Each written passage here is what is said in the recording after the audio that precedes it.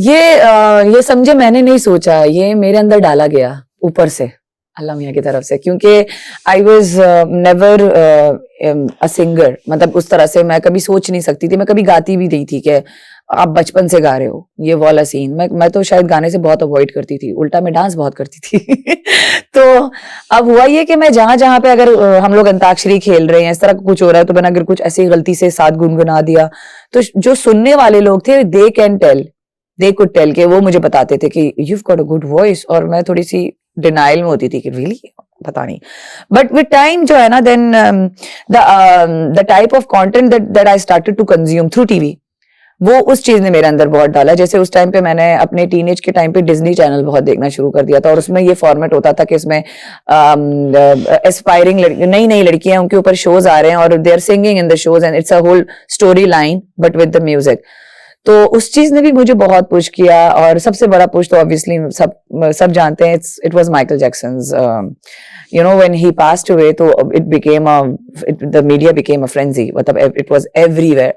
तो और वो दौर ऐसा होता था कि वहां पे हमारे पास कोई भी इंफॉर्मेशन हाथ में नहीं होती थी, हमें वो या तो टीवी से मिलती थी या कोई मैगजीन से मिलती थी, तो उस तरह से हम इतना अटैच नहीं रह पाते थे। जैसे अभी हमें पता होता है कि कौन सा सेलिब्रिटी कल उसने क्या किया, हमें तो बिल्कुल ही दूर दूर तक नहीं पता होता था। तो when this happened, तो because of his demise, TV पर जो है ना, every channel was running उनके ऊपर packages, कोई documentary चल रही है तो कुछ क्या चल रहा है। So I was watching everything, but while watching it, पता नहीं क्यों मुझे लग रहा था कि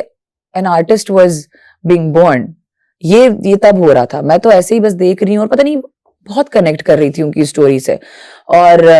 you know the persona on stage that he had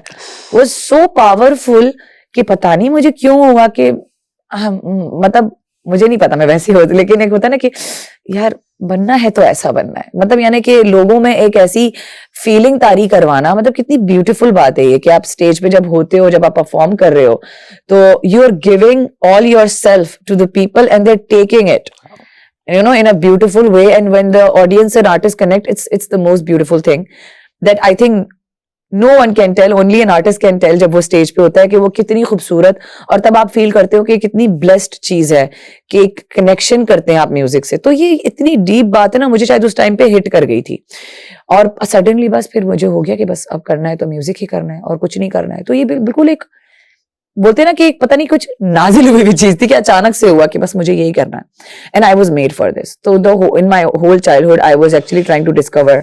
my self,